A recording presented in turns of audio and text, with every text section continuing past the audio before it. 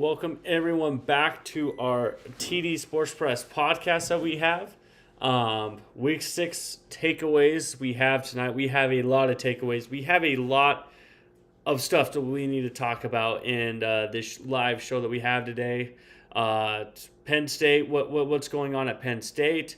There's a lot of things that we need to discuss today. So without further ado, we're gonna hop right in. I think we're going to start off today. We are going to start off with the AP poll came out today, so I'm going to put this right there for us. The AP poll came out today, and there are some things I like. I don't understand Iowa State at 22. I'm going to start there with Iowa State at 22. Cincinnati has the same record as Iowa State. And why wouldn't Cincinnati be ranked instead of Iowa State? They have the head-to-head. Florida State, I don't know if they should be ranked. I don't know. I think there's some teams I would put there personally in front of them. I think they nailed it with Virginia. I think Virginia's in a good spot. I kind of doubted them last week, and they went on the road and beat a really good Louisville team, so I could understand that. We look at a team like Illinois. Are they a little too high? I think they are. They look too good against Purdue. I mean, they won 43-27, but they let Purdue score 27 points. Moving on, like I said, this is my live reaction to this AP poll coming out this Sunday night. I'm fine with most of it. I just don't understand why Iowa State's ranked as number 1. Like I said, Cincinnati has the same record, and I would have Miami at number 1. You're at the point right now. Miami has to be the number 1 team in the nation. You cannot dispute. You cannot watch this Miami's first half of the year and tell me there's a better team in the nation than Miami right now. Look at their resume right now. They have beat Notre Dame. They went and beat Florida. They beat USF, who's also ranked. Good for them. The AAC has some presence in there. Then they beat Florida State. I mean, it was 28-3. I mean, the score was 22-28. No, it was insane what Miami did last night. Carson Beck is probably the front runner to win the Heisman right now. I don't know anyone in the nation that is having a better start of the year right now than Carson Beck right now. You watch the way he puts the ball on kids, the way he airs it out. Anyone that was worried about his shoulder from when he got hurt again in the SEC championship game against Texas, I think that all rest has been put aside there. All rest has been put aside. Carson Beck is a player, and I think we're starting to learn that. So with our AP poll, that's kind of where we are sitting at with the AP poll. Like I said, there's going to be some matchups that I'm excited about next week that I'm looking forward to right now. Oregon and Indiana, that's definitely the top of my bucket list. BYU and Arizona, that's an interesting game as well going into next week. And then you got your SEC games as well. There's like 3 or 4 that I have my eyes on. Missouri and Alabama. We haven't even really talked about Missouri. Missouri was a big mover in my poll, which I'll release on Tuesday. So I am super stoked to talk about this. But this is our AP poll. I don't have a lot of complaints. The only thing I'm going to complain about the AP poll with, this is the one thing I'm going to complain about. Why in the world were there people that try to rank Texas and Penn State? Like Texas and Penn State were ranked like the 27th and 28th rating in this ranking. You guys can go check it out. It's all over Twitter. But there was someone that put Penn State at number 17 in the nation. What individual would put Penn State after 17 after getting beat by UCLA? Just so keep in mind, UCLA didn't have a lead this entire season until they played Penn State yesterday. They didn't have a lead. They had played UNLV, New Mexico, and Utah. I mean, Utah's good, but UNLV and New Mexico in the Mountain West, they didn't have a lead. And they went in, they were up 28-10, something like that before halftime? Like, I can't take you seriously as an AP voter if you put Penn State in your top 20. Better yet, your top 25. But your top 20 is absurd. And then you got Texas. Who has Texas beat? Oh, can someone tell me who Texas beat? Who was Texas' best win? UTEP? Like, who was Texas' best win? They're going to get an opportunity this week against Oklahoma. But, I mean, how in the world did someone rank Texas? I know they're not in the AP poll, but I can see the people that voted for every single ballot. They have probably like 100 people that do these ballots. I can see who's on those ballots. So I think it's absolutely crazy. Anyone that put Penn State or Texas on a ballot. I was a little worried they were going to be in the AP poll. But there were still people that put them over some other teams. I don't even. We're going to stop it there. I could rant all day about the AP poll. So we're going to stop it there. We're going to take a chill pill. That's far enough. So that moves us into our next segment that we have going on. We're going to start looking at some games here. So the first game we're going to talk about, we had to lead this off.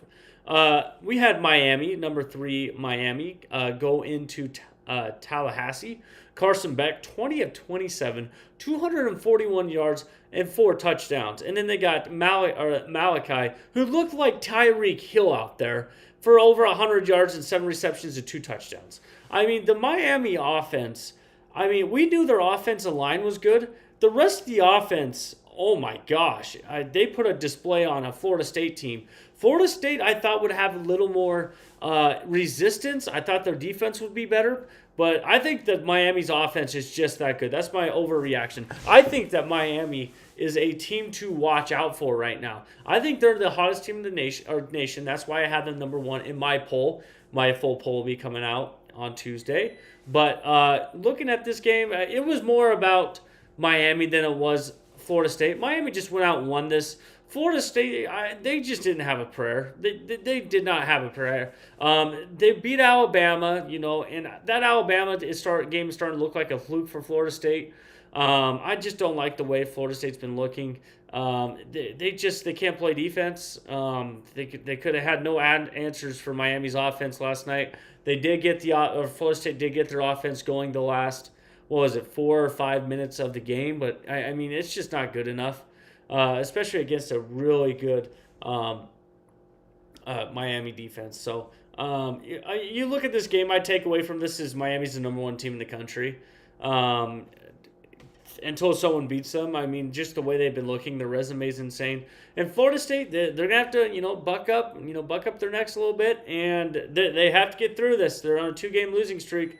They can still make, the college football playoff, and it's going to be hard to make the ACC championship having those 2 losses already, especially in this conference. But, you look at this right now, Florida State still has a chance to make the playoffs. They still have things in front of them, but as of right now, it could get a little dicey. But, like I said, this game was more about Miami just going out and taking it from Florida State. Florida State, like it was home, they had they had everyone there. Everyone was super excited to be there, but Miami just went in there and took care of business. And Malachi Tony, he might be the next Tyreek Hill. If anyone watched that game, just the routes he ran, the route tree that he had. Good heavens, Carson Beck would just. It looked like half the time his throws would hit the the clouds. So how high he was throwing them, and Malachi would get right under it. I think Malachi could have had like 150 yards receiving. There's one play I think at the beginning of the first quarter or half, if I remember right, where he just missed it, went right off his fingertips. It might have been the first possession of the game, but like I said, there's not a lot more to discuss in this game. Miami just went out and won that game. It is pretty they just went out and won, and they're a great team, and they showed why they are a great team against that team. So, let's switch gears. Oh, boy. We're going to talk about what transpired in Los Angeles, California yesterday. Number 7 Penn State went and got beat by winless UCLA 42-37. I wish I knew where to begin with this team here. What in the world happened to Penn State? I think this is more talking about Penn State than it is UCLA. We'll talk about UCLA. We're going to talk about Penn State for a minute here. It might be time for James Franklin to go. I know a lot. He's got like a $66 million buyout or whatever it is. But all the Penn State fans that told me all week that I had Penn State number 19 in my rankings. I felt that was generous. That told me that they deserve to be in the top 10. I hope I can get an apology for some of you guys, because some of you guys were crazy about it. And what I saw on Saturday just validates what I've been saying about Penn State the entire year. They had everything in front of them. They have one loss to Oregon. You have everything in front of them. And after this UCLA loss, oh my gosh, it feels like the sky is falling in Pennsylvania. And I wish I was joking. But let's get to UCLA. You got to give a hats off effort to UCLA. UCLA went in and they just their play calling was remarkable. You have Nico, excuse me. He was 17 24, 166 yards, 2 touchdowns, and he ran for 128 yards. Penn State they had no answer for Nico yesterday, and Nico had a performance that looked like what people thought he was going to look like. He had a really good performance. UCLA just had a good, performance all around, and I'm happy for Nico. I think this is good for UCLA. If you didn't see that, they had a person calling plays. If you haven't seen it, go check it out on Twitter. But I really felt good. This was a feel-good spot for UCLA. Like I said, they hadn't been in a lead the entire game, in the entire season until they played Penn State, and they came out. They had that onside kick. That was probably the most James Franklin thing to happen yesterday. Is Penn State's recovery team fell asleep. You could tell that their left tackle on their kick return, he went inside out of the numbers. You're not supposed to do that until the ball is kicked. He left, and there was no one over there. And UCLA, they were already up 7-0. They got a field goal out of that, so it was already 10-0 before I think Penn State even touched the football. So you got to give it up to UCLA. They won that game. Penn State made it close in the second half, but UCLA came out and they thought they were the better team, and they showed. And I hate to say it, but they showed like they were a better team than Penn State. And then on Saturday, and James Franklin, there's a lot of questions about him right now, and there should be a lot of questions. This has got to be one of the worst losses in Penn State history, if not the worst loss in Penn State history. You look what Penn State had coming into the year. There were people picking them to win the national championship. There were people saying, well, if it's this year, it's never going to happen. Or they were talking about how their running backs are better than Notre Dame's running backs. And they already have 2 losses, and they haven't even played Ohio State yet. They still play Ohio State, this year. So there's going to be a lot of soul searching at Penn State this week. They got to find something. Yeah, I don't know what it's going to be, but they need to find something. And that's where we're going to leave it. UCLA won that game, and it was obvious. I think that Penn State, they got to figure it out. The season goes on, so especially in the Big Ten. So that's all we have. Great for UCLA. It was a great win for UCLA. Moving on. How ironic we go from talking about Penn State to talking about Texas. Where were they ranked? 9. Texas went into the swamp yesterday and did not pull out a win. Florida won 29-21. People were trashing Arch. I get it to an extent. He missed a key throw, but he still threw for 262 yards. This was more about Texas defense not living up. I've been, if you guys have been following the socials, if you're not, we're on TikTok, YouTube, Spotify. I've been talking about how great the Texas defense has been, and boy, did they let me down. And some of it, you got to give credit to Florida. Florida, they had a bye week, so did Texas. But Florida really, they took the bye week, and this is the kind of Florida team I thought we were going to get the entire year. They put up 29 points. DJ Lagway, 21-28, 298 yards and 2 touchdowns. This is the Florida team that I thought we were going to see, when they played Miami or when they played USF. Or LSU. They were 1-3. I think they're 2-3 now, if I remember right. So, everything's in front of Florida right now. If they're going to keep playing this way, I saw a meme yesterday on X that made me laugh a little bit. It was just talking about how Billy Napier turns into Nick Saban when he is on the hot seat.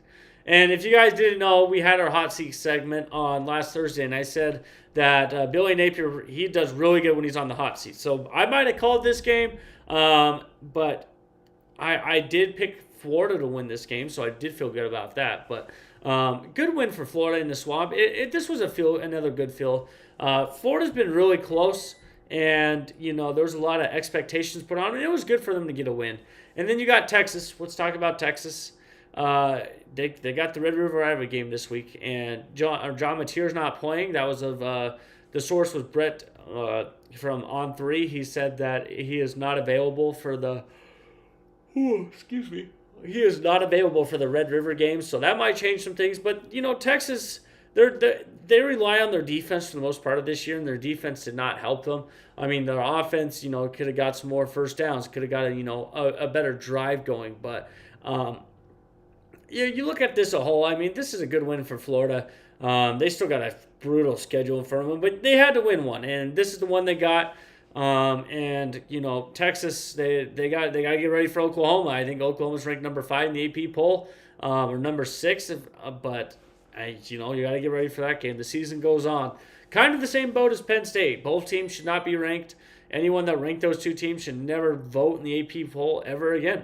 And that's all I got to talk about with that game. So not surprised by the result. I picked Florida to win this game, so I'm not sure why they were ever ranked. Moving on, we're going to talk about Alabama and Vanderbilt. Alabama won this game 30-14. Pavia, he might have been the reason that Vandy lost that game. Had some turnovers, some missed reads that really hurt him. And Ty Simpson had another great performance. 23 of 31, 340 yards. I mean, Ty Simpson's really becoming, turning himself into something. He had that, rocky stretch there. But, 340 yards, 2 touchdowns, that's going to be good enough to beat a lot of teams. And Vanderbilt is a team that is very interesting. Just because I talked about how it's really hard to pull away from a team like Vanderbilt that has, a lot of things in front of them. And Alabama, they kind of did pull away from them, but I will say that Vanderbilt, Alabama scored with like 30 seconds to go. So this is more like a 23-14 game, I would say, more than a 30-14 game. So, but Alabama, another week, they keep getting better. I think, like I said last week, that Florida State loss really, changed some things around the Alabama program.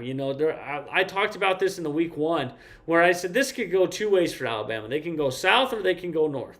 And they've been going north. It's been great for Alabama. And, Ty Simpson, like I said, is a great player to root for. He was at Alabama for 2 years, and he stuck through there. He was a 5-star recruit, and he stuck there. So I find it hard sometimes, but I really do like Alabama for the sole reason that Ty Simpson, I'm so proud of him. He's doing so well, and it's awesome to see. So, Alabama won that game. They got a lot of things in front of them. They can still make the SEC championship. They don't have a loss. And that, like I said, if they go on and have a long, successful year this year, we're going to look back at that Florida State game and say, yep, that's where it changed for Alabama football year. And Kalen DeVore, there's everyone calling for his job. It's got a little bit quiet over there in Tuscaloosa. So good for Kalen DeVore. I always thought he was a good coach, and some things are churning for Alabama. We're going to see. They had a running back that ran for over 100 yards, and that's the first time that's happened since 2021, 2022. That was a really interesting stat as well. So great for Alabama, great win overall, and like I said, great win for Alabama. Moving on, we're going to get into the Big 12. I call this the funnest conference in the nation. You just never know what you're going to get. I flat out got this game wrong. I picked Iowa State to win it. I will say I was stupid. I don't know why I picked Iowa State to win this. Cincinnati's a team to watch out for. The Big 12 had some great results. You look at the Big 12 as a whole yesterday, there were some great games in the Big 12. Kansas State and Baylor was amazing. UCF and Kansas went down the wire, and Colorado played with TCU for 3 quarters and a quarter, and 1/4 of a quarter, excuse me. So the Big 12 really gave us some great games yesterday. And we're going to talk about this one here. Iowa State went to Cincinnati. This is the team Cincinnati I was talking about when I showed up the AP poll. I think Cincinnati should be ranked over Iowa State. I think that head-to-head needs to matter in the AP, and I think Cincinnati should be ranked over Iowa State in the rankings. Good for Cincinnati. They were 13-25, 214 yards, and 2 touchdowns. Cincinnati really jumped all over Iowa State to begin with, and Iowa State did a great job of trying to make something out of it and trying to make a comeback. But it's really hard to come down when you're down double-digit points. Try to get something on the board. And Iowa State just couldn't get enough momentum to go there. In Cincinnati, they had all the right answers. Another week, they had a great offensive week. I think they had 606 yards against against Kansas last week, Cincinnati did. And their offense is really good. Like I said, Cincinnati could easily be undefeated right now. If that quarterback doesn't throw it away against Nebraska, we might be having an undefeated Cincinnati team, and it just makes it very interesting in the Big 12. Not a lot of people are talking about Cincinnati. Cincinnati might be the Arizona State of this year. We'll see. There's a lot of ball to be played, but this was a good win for Cincinnati, and they should be ranked in my opinion. I don't know why you wouldn't have Cincinnati ranked right now. They're 4-1. They just beat the number 14 ranked team in the nation, and they should be ranked over Iowa State based off that head-to-head. I think head-to-head should matter in this situation. I will say that we had some people coming at us about that, but yeah, Iowa State, they need to get healthy soon because the Big 12, there's going to be big games every single week. So let's move on to our last game of the night. We're going to be talking about. We had Notre Dame, number 22, number 21 Notre Dame, 28-7 over Boise State. Boise State is not a team that we thought that they were going to be. That we know Maddox Matson was a good quarterback for Boise State, but there's a lot of things that Boise State they got to figure out. I would say, and it was a better game I would say for Boise State. They've had some rough ones, but Notre Dame's just a really good football team. I think they're the best 2-loss team in the nation right now. I think they're probably going to make the playoffs. I know a lot of people won't agree with me there, but I like I said, it's more about Notre Dame not being in a conference than it does Notre Dame and going and winning their way into the college football playoff. They're going to go 10-2. I've been saying that from the start. I called it back. Even if they got 2 losses in July when we were on our TikTok lives, that Notre Dame, if they have 2 losses on their they have 2 losses, they're going to make it. Doesn't matter who those 2 losses are, and they have their 2 losses. And Jeremiah Love, great performance. We're starting to see the Jeremiah Love we thought we would see from the start of the year. 16 carries, 103 yards, and a touchdown. That's the kind of Jeremiah Love I thought we were going to get the entire year. So maybe they found something last week against Arkansas. We'll see. I'm really high on Notre Dame still. So Jeremiah Love's a great back, and he's showing it why he's a great back. So I find that very interesting. So Jeremiah Love, he might be playing himself back in the Heisman conversation. Like I said, I still have Carson Beck's my favorite to win the Heisman. And I think it's very hard for anyone to say they don't have Jeremiah Love. So great win for Notre Dame. It was just a win they needed to have. Boise State kind of, that first quarter made it interesting. And after that, it was over. So, but great for Notre Dame. And that's all the games we're going to go over tonight. Like I said, Ohio State, just quick mention, they beat Minnesota 42-3. Ohio State's going to do Ohio State things. That defense is amazing. We talked about how good Ohio State's defense was going to be. So doing exactly what I thought they were going to do. So that's what I will say. Definitely doing what they're going to do. Oklahoma won. That's another interesting result as well. We had Texas A&M and Mississippi. Texas A&M won that 31-9. What other games were we not talking about? Michigan, they won 24-10 against Wisconsin. Michigan's not looking as good as I thought I was. And then we got Virginia, the feel-good story right now. Virginia won in overtime against a really good Louisville team. So looking ahead to next week. So these are the games we'll be talking about on the podcast. Like I said, we do our podcast Sunday, Tuesday, and Thursday. So these are the games we'll be going over this week. South Florida, North Texas, Ohio State, Illinois, Alabama, Missouri. We will do Indiana and Oregon, Oklahoma, Texas.